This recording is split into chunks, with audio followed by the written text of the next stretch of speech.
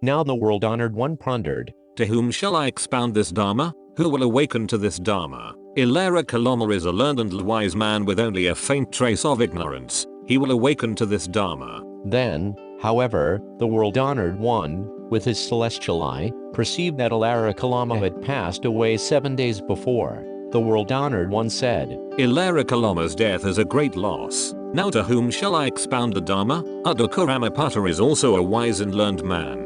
I shall transmit this Dharma to him. But he learned that Uddaka had also passed away 1 day before. He lamented this loss and turned his thoughts to the 5 mendicants. He thought, those 5 monks attended to me during my practice of ascetic training. They are men of great import. I shall first give the Dharma to them. The world-honored one decided thus and set forth from the forest of Uruvala toward the deer park of Isipatana near Varanasi. On his way, the world-honored one met Upaka, a follower of a false path that espoused an evil way of life. Upaka was struck by the serenity of the world-honored one's appearance and said, Your appearance is truly serena, pure, and lucid. As a mendicant, whom did you take as your teacher and what kind of teaching does he impart? The world-honored one answered this question in verse. I am victorious in battle. My wisdom is superior. I am unstained by all things. I am free of all sufferings. The thirst of lust has been emptied in me. I am perfectly enlightened. This is entirely due to my wisdom.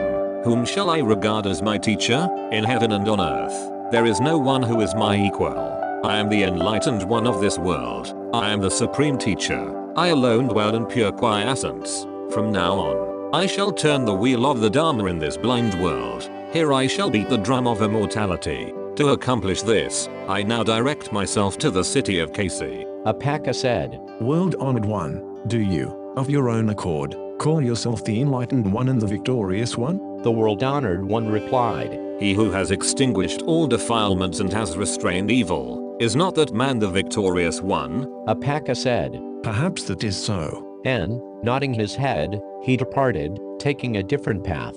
The world-honored one entered the deer park of Isipatana. The 5 mendicants saw the world-honored one and said to each other, Here comes Gautama. He who has abandoned spiritual training and has escaped into a life of self-indulgence comes toward us. We need not prepare a seat for his sake. Let him sit wherever he pleases. But when the world-honored one drew near the 5 monks, they forgot their promise to each other. One monk approached the world-honored one. Another prepared a seat, still another provided water to wash his feet. After the world-honored one washed his feet and took his seat, the 5 mendicants turned toward the world-honored one and addressed him as Gautama or friend, but the world-honored one said, You should not address the Buddha by name or with such terms as friend. I am a Buddha who has attained enlightenment and am worthwhile of receiving through all sufferings. O monks, listen to me. I shall teach you the path to immortality. If you abide by and follow the Dharma that I am about to teach, before long you will fulfill the aspirations that caused you to leave home and become mendicants.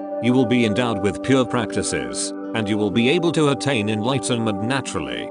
The 5 mendicants said, But Gautama, even on an austere path and with terrible ascetic practice, you were not able to attain the true wisdom that excels all others. You have abandoned that spiritual training and have escaped into a life of self-indulgence. How can you have attained that Dharma? The world-honored one answered, Mendicants, I do not indulge in sloth nor have I abandoned spiritual training. I am truly a Buddha who has attained an enlightenment worthy of the world's offerings. Listen to me. I shall teach you the path that leads to immortality. But the 5 monks did not acquiesce to the words of the world-honored one and repeated their previous remarks 3 times. Finally, the world-honored one said, O mendicants, do you recall that I ever spoke in this manner before? The mendicants answered, A world-honored one, no, you did not. Do you see?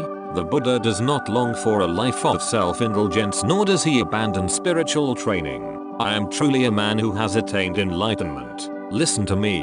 Listen to the Dharma that leads to immortality. Then for the first time the 5 mendicants decided to listen to the Buddha with wholehearted sincerity. Mendicants, there are 2 extreme paths that the mendicant must avoid. The first is a life of foolish pleasures, addicted to base desires. The second is a life of foolish ascetic practices that mortify the self in vain. Mendicants, the Buddha was enlightened by the middle path, which is free of these 2 extreme paths, opens the eyes of the mind, deepens wisdom, and guides all beings to quiescence, wisdom, enlightenment, and nirvana. Mendicants, what is this middle path? It is the Eightfold Noble Path, namely, right view, right thought, right speech, right action, right livelihood, right effort, right mindfulness, and right meditation.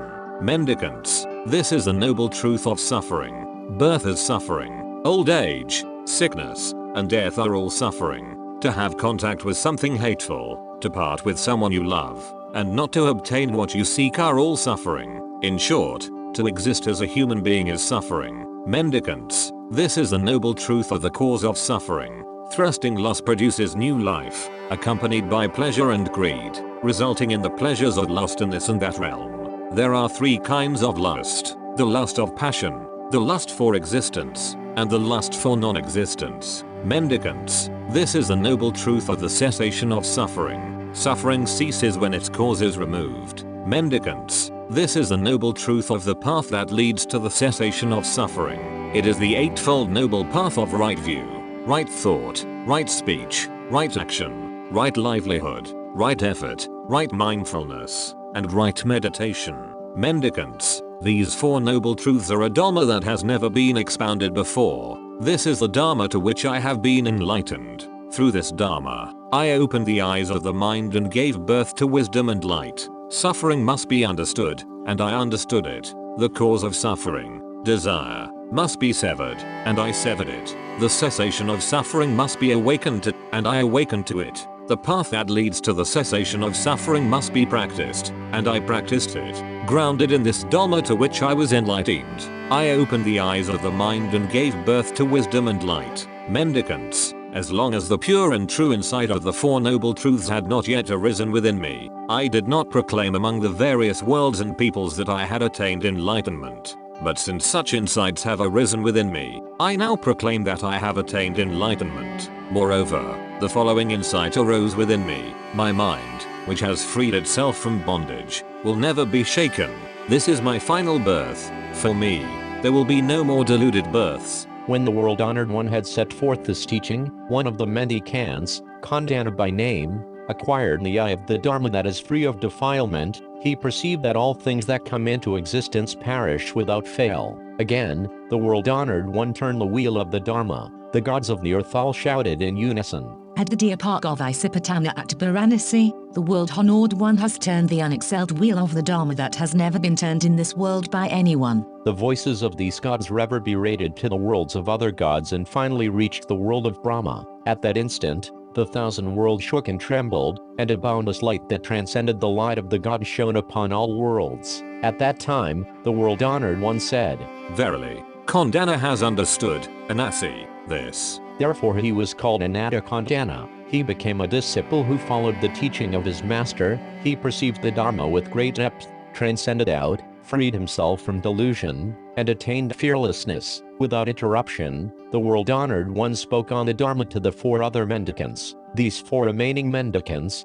Vapa, Buddha, Mahanama, and Asaji, also freed themselves from defilement and attained the eye of the Dharma that perceives that all things that come into existence perish without fail, and all, like Kondañña, became disciples. The World Honored One gathered them together and expounded the Dharma. Disciples, the body is not the self. If the body were the self, we should be able freely to change our bodies this way and that. In the same way, the mind also is not the self. We are unable freely to change our minds this way and that. He asked them, Disciples, what do you think? Is the body permanent or impermanent? It is impermanent, replied the disciples. He asked them, Are impermanent things painful or pleasurable? The disciples answered, World Honored One, they are painful. He asked, Can you regard as mine or as myself that which is impermanent, painful, and constantly changing? They answered, World Honored One, we cannot regard it as mine or as myself. He said, Disciples, the mind is like that.